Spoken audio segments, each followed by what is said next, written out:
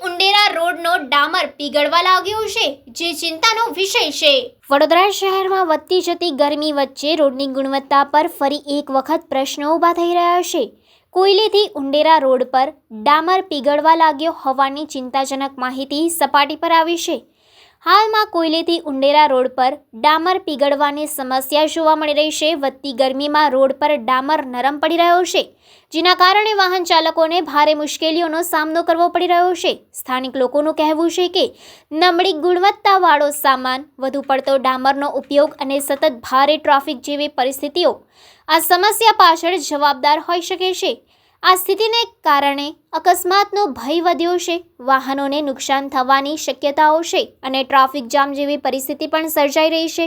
ખાસ કરીને બાઇક ચાલકો માટે આ રોડ જોખમી બની ગયો છે। હવે જોવાનું એ રહ્યું કે સંબંધિત વિભાગ આ મામલે કેટલી ઝડપથી પગલાં ભરે છે।